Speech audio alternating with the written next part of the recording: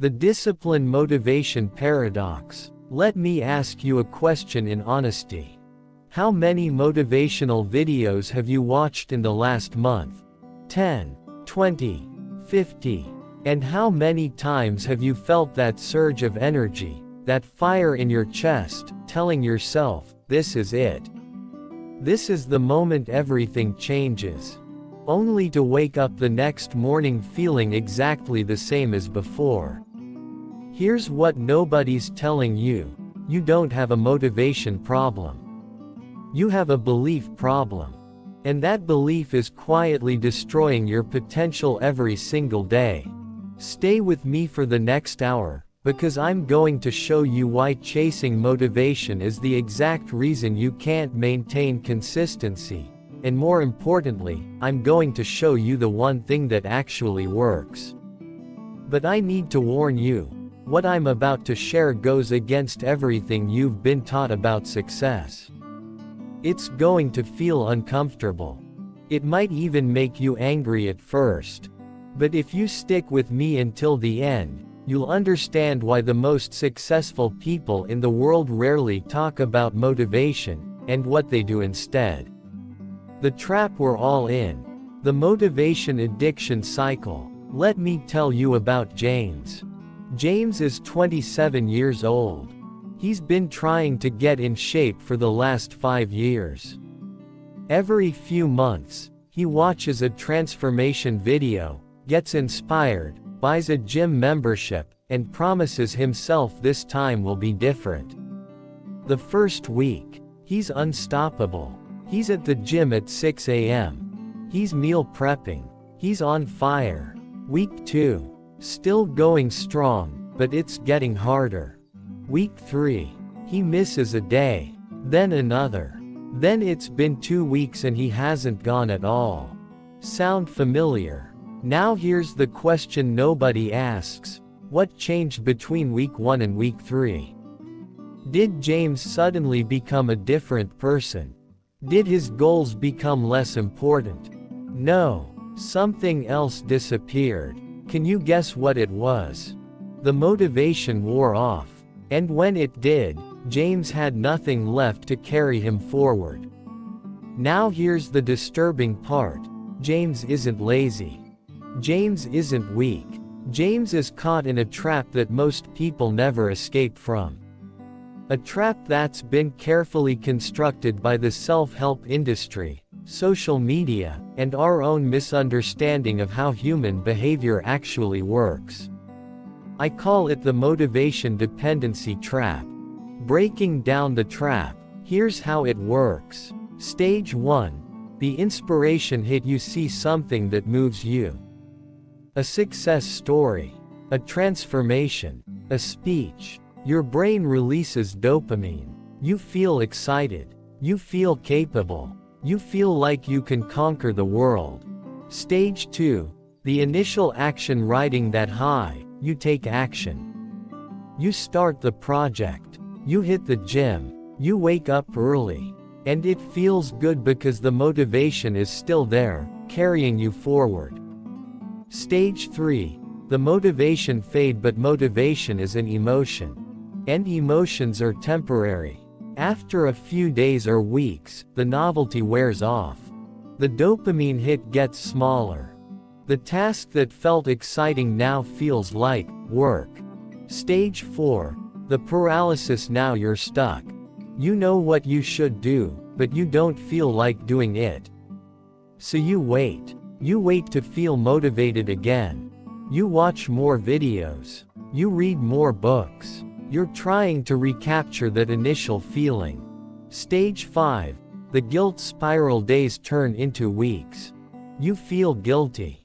You feel like a failure. You wonder what's wrong with you. Everyone else seems to have it figured out. Why can't you just do the thing? Stage 6. The new motivation hit. Eventually, something inspires you again. A new video. A new method. A new promise. The cycle starts over. And you stay trapped. Sometimes for years. Sometimes for a lifetime. The neurological truth. Your brain isn't designed to stay motivated. Let me say that again. Your brain is neurologically incapable of maintaining high motivation indefinitely. Motivation is your brain's emergency response system. It's designed to get you moving when there's an immediate opportunity or threat. It's the adrenaline rush that helped our ancestors run from predators or chase down prey. But here's the problem. Modern success isn't about short bursts of intense action. It's about showing up consistently, day after day, even when, especially when, you don't feel like it. Trying to rely on motivation for long-term success is like trying to run a marathon on adrenaline. It might get you through the first mile, but it will absolutely destroy you before you reach the finish line. So if motivation can't be relied on, what can? Part 2. The discipline revelation. What discipline actually is. When most people hear the word discipline, they think of military boot camps, cold showers, and suffering through things they hate. That's not what I'm talking about. Real discipline isn't about forcing yourself to do hard things through sheer willpower. That's just another form of motivation. It runs out just as fast. Real discipline is something completely different. It's a skill, a practice, a way of organizing your life so that the right actions happen whether you feel like it or not. Let me show you what I mean. The chess grandmaster analogy. Think about a chess grandmaster. When they sit down to play, do you think they're motivated every single move? Do you think they're feeling passionate excitement when they're calculating their 47th move in a 6-hour game? Of course not. They're probably tired, maybe hungry, maybe thinking about what they're going to have for dinner. But they make the right move anyway. Not because they're motivated, not because they love every second of it, but because they've trained themselves to follow a process regardless of their emotional state. That's discipline. It's the ability to execute the process independent of how you feel. And here's the beautiful paradox that changes everything. Once you understand this paradox, your entire relationship with success will transform. The paradox revealed. The discipline motivation paradox works like this. When you chase motivation to take action, you remain inconsistent and never build the life you want. But when you build discipline and take action regardless of motivation, something magical happens. Motivation shows up anyway. Let me explain why this happens, because understanding the mechanism is what creates conviction. Why discipline creates motivation. There are 3 psychological principles at work here. Principle 1. The action-emotion loop. We've been taught that we need to feel a certain way before we act. Feel motivated, then go to the gym. Feel inspired, then write the book. Feel confident, then start the business. But neuroscience has proven the opposite. Action creates emotion more reliably than emotion creates action. When you go to the gym without feeling motivated, something incredible happens. After about 10 to 15 minutes of movement, your brain starts releasing endorphins, dopamine, and norepinephrine. You start feeling energized. You start feeling motivated. The motivation didn't come first. The action did. The motivation was the result, not the cause. Principle 2. The identity shift. Every action you take is a vote for the type of person you're becoming. When you go to the gym despite not feeling like it, you're not just exercising your body, you're exercising your identity as someone who keeps commitments to themselves.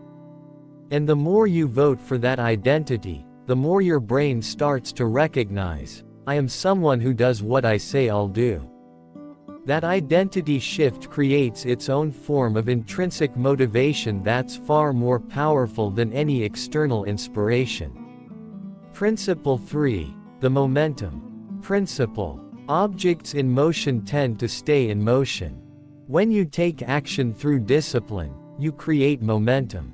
That momentum makes the next action easier. And the next. And the next. Before long, you're not relying on discipline anymore either. You're just someone who does the thing. It's become part of who you are. But here's what's crucial to understand. There's one massive mistake people make when trying to build discipline. The discipline misconception. Most people try to build discipline the same way they chase motivation. They go too big, too fast. They decide they're going to wake up at 5 a.m., meditate for 30 minutes, work out for an hour, eat perfectly, work with intense focus for 8 hours, read for an hour before bed, and do it all while being an amazing parent, partner, and friend. For about 3 days. Then they crash, feel like failures, and go back to waiting for motivation. This is trying to run before you can walk. No, actually, it's trying to sprint a marathon before you've learned to crawl. Real discipline isn't built through massive heroic efforts. It's built through something much more subtle, much more strategic, and much more powerful. Transition. Let me show you exactly how to build it. Blank, _ blank. Part 3. The Discipline Architecture 25-0042-00. The Foundation. Starting stupidly small. James Clear talks about the 2-minute rule. I'm going to take it even further. When you're building discipline, your goal isn't to do the thing. Your goal is to build the identity of someone who shows up. Here's what that looks like in practice. Want to become someone who works out consistently? Don't commit to an hour at the gym. Commit to putting on your workout clothes every day at the same time. That's it. Want to become a writer? Don't commit to writing 1,000 words. Commit to opening your laptop and writing 1 sentence. Want to get better at your career? Don't commit to working 12-hour days. Commit to spending 10 minutes each morning reviewing your top 3 priorities.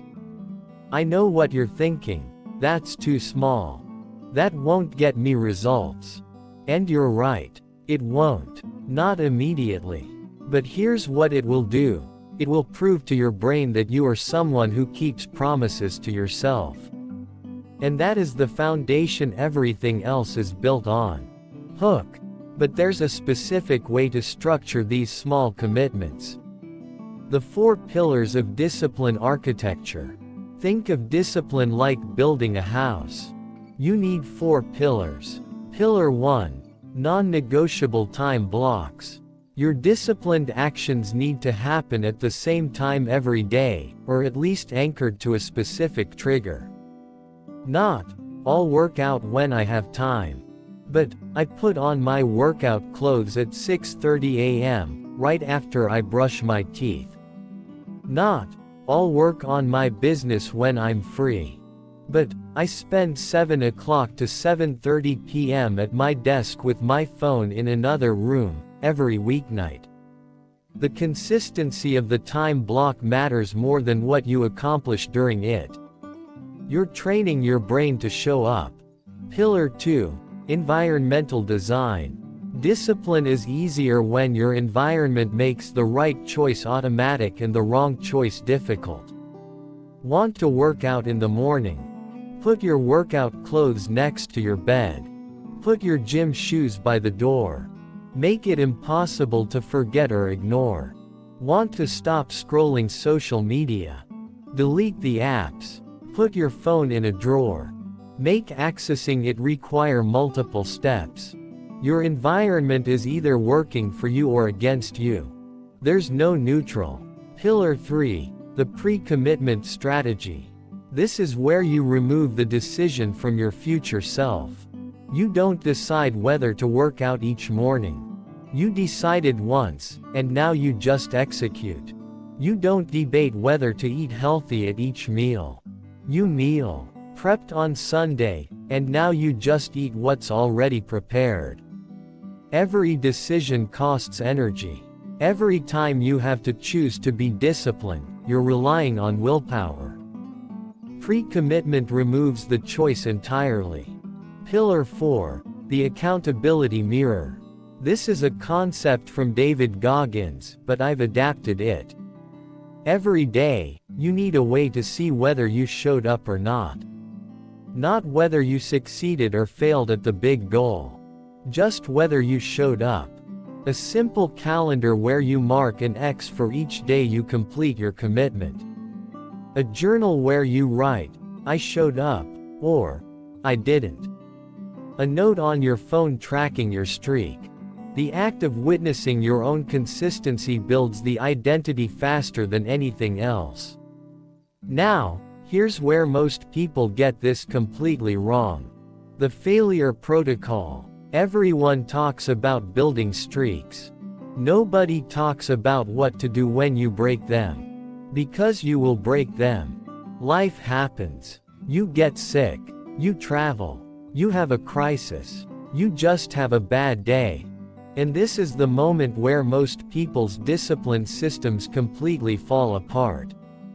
Because they think, I broke my streak. I failed. What's the point? So they quit, and they have to start from zero again. But people with real discipline think differently. They have a failure protocol. The failure protocol has 3 steps. Step 1. Never miss twice, miss one day. That's life. Miss 2 days in a row. That's a new habit. The rule is simple. You can miss one day, but never 2 consecutive days. Step 2. The comeback is immediate. You don't wait until Monday. You don't wait until you feel ready. You do the thing the very next opportunity you have, even if it's at a weird time, even if it's not perfect. You're proving to yourself that you're still that person. Step 3. Study the miss. What caused it? What can you adjust in your system to make it less likely next time? Not from shame. From curiosity. You're not a failure. You're a scientist running experiments. This protocol transforms how you relate to setbacks.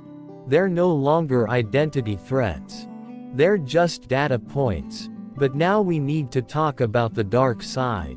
When discipline becomes toxic, there's a shadow side to discipline that nobody wants to talk about. Some people become so obsessed with never breaking their systems that they create a prison for themselves. They can't enjoy a spontaneous dinner with friends because it's not in their schedule. They feel crushing guilt if they sleep in one morning.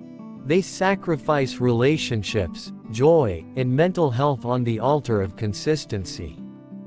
This isn't discipline. This is rigidity. And rigidity breaks under pressure. Real discipline has flexibility built into it.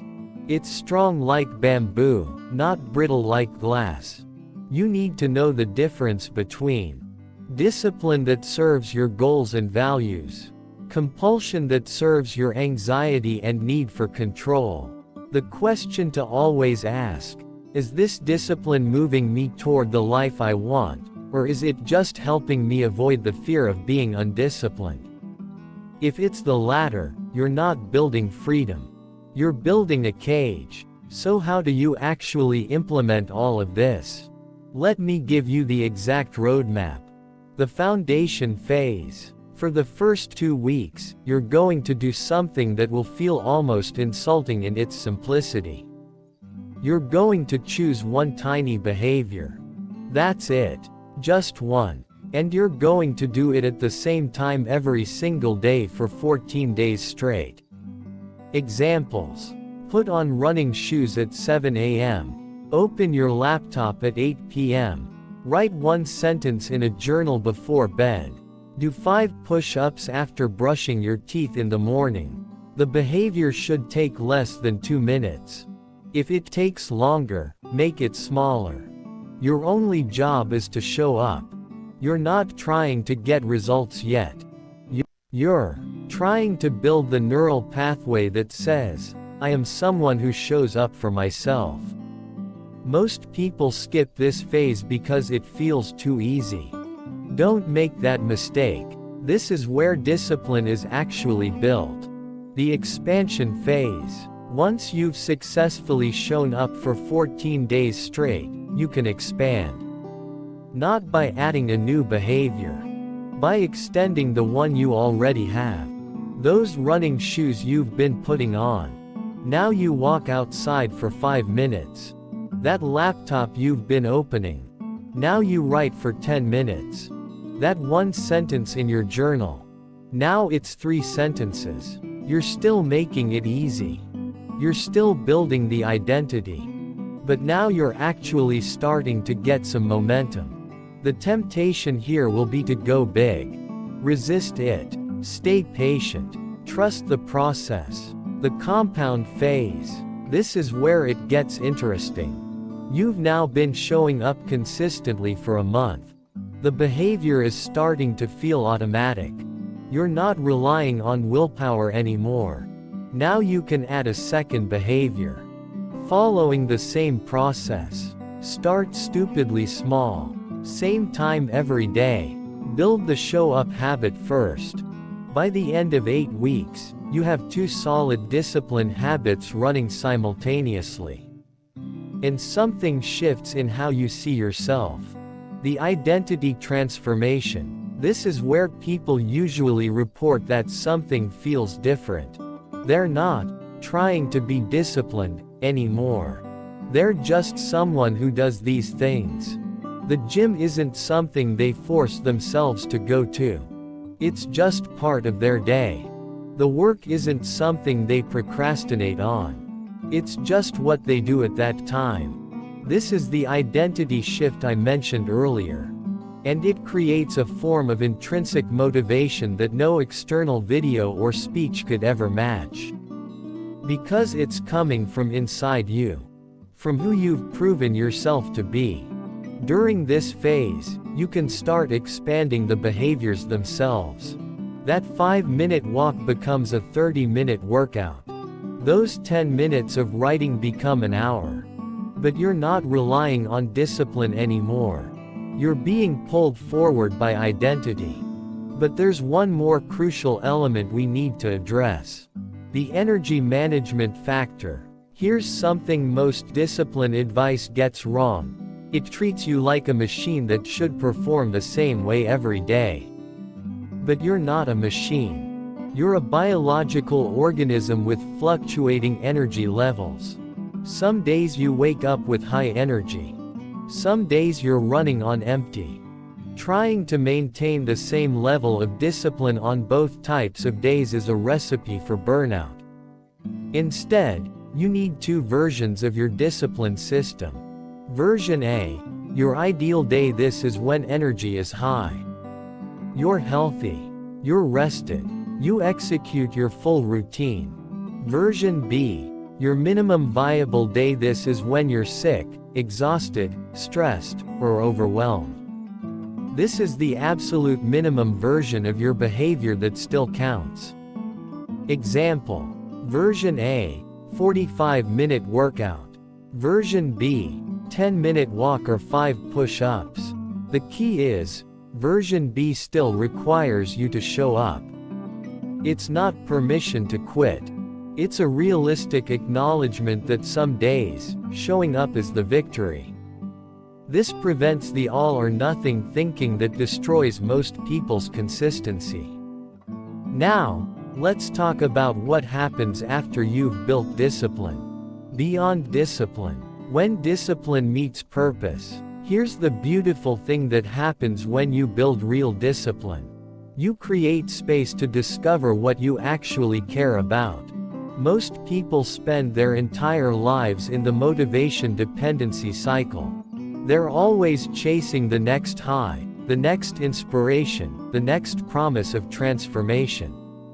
They never build anything long enough to see what's actually possible.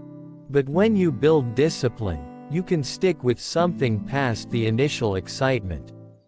Past the dip, past the plateau. And that's when you discover whether it's actually meaningful to you or just another shiny object. Some things you'll realize aren't for you. And that's fine. You'll have the discipline to pivot to something else. But some things you'll discover are deeper than you imagined. They become part of your identity, part of your purpose. And that's when discipline transforms into something else entirely. The flow state connection. There's a state that psychologists call flow, when you're so absorbed in an activity that time disappears and everything feels effortless. Most people think flow is about motivation or passion. It's not. Flow requires skill, and skill requires practice, and consistent practice requires discipline. You can't flow at something you only do when you feel like it. But when you build the discipline to show up consistently, you develop the competence that makes flow possible. And once you experience flow regularly, you don't need external motivation anymore. The activity itself becomes intrinsically rewarding. This is the ultimate goal, to build discipline in order to transcend the need for discipline. The ripple effect. Here's what nobody tells you about building discipline in one area. It spreads. When you prove to yourself that you can keep a commitment in one domain, something shifts in how you see yourself across all domains. You start thinking, if I can show up for my workout every day, maybe I can show up for that difficult conversation I've been avoiding. If I can write every morning, maybe I can finally start that business I've been dreaming about. If I can control my response to the alarm clock, maybe I can control my response to anxiety. Discipline is like a master skill. Once you have it in one area, you have access to it everywhere. Not because every challenge is the same, but because you've built the fundamental capacity to do what you say you're going to do, regardless of how you feel. And that changes everything. The two paths. You're standing at a fork in the road right now. One path is familiar. It's the path of waiting. Waiting to feel motivated. Waiting to feel ready. Waiting for the perfect moment, the perfect system, the perfect version of yourself. That path is comfortable. It's safe. It requires nothing from you today. But you know where it leads. Because you've been walking it. And if you're honest with yourself, you know it leads nowhere. The other path is different. It's not comfortable. It requires something from you right now. Today. This hour. It requires you to choose one small behavior. To commit to showing up for it. To build the skill of discipline, one day at a time. That path is uncertain. You don't know if you'll succeed. You don't know who you'll become on the other side. But you know this, it's the only path that leads somewhere new. The challenge. So here's my challenge to you. Don't wait until you finish this video. Don't wait until tomorrow. Don't wait until you feel ready. Right now, in this moment, choose your one behavior. The stupidly small one. The one that feels almost too easy. Write it down. Set the time you'll do it tomorrow. Put it in your calendar. Tell someone about it. And then tomorrow, when that time comes and you don't feel motivated. Remember this, motivation is a lie that keeps you trapped. Discipline is the truth that sets you free. The person you want to become is built by the actions you take when you don't feel like it. So show up, not because you feel like it, but because you decided to. And do it again the next day. And the next. And the next. And I promise you, 6 months from now, you won't recognize yourself. Not because you found some magical source of endless motivation, but because you built something far more powerful. You built discipline. You built identity. You built a life that doesn't wait for inspiration to take action. The paradox is real. Chase motivation, stay stuck. Build discipline, find everything you were looking for. The choice is yours. What are you going to do? Now, before you go, I want to make sure you actually implement this. Because here's the truth. 95% of people who watch this video will feel inspired for about 20 minutes, then go right back to their old patterns. Don't be that person. Here's what I want you to do right now. Step 1. Pause this video and grab a piece of paper or open your notes app. Step 2. Write down your one stupidly small behavior. Remember, if it takes more than 2 minutes, make it smaller. Step 3. Write down the exact time you'll do it tomorrow. Not in the morning. Not after work. The exact time. 7 a.m., 6:30 p.m., whatever it is. Step 4. Set a reminder on your phone for that exact time with the message, "Show up for yourself." Step 5. Drop a comment below telling me what behavior you chose and what time you're doing it. This is your public commitment. This makes it real. If this video changed how you think about motivation and discipline, do me a favor, share it with someone who needs to hear this. That friend who's been stuck in the motivation cycle. That family member who keeps starting and stopping. That coworker who's always talking about their goals but never taking action. They need this. And you sharing it might be the thing that actually helps them break free.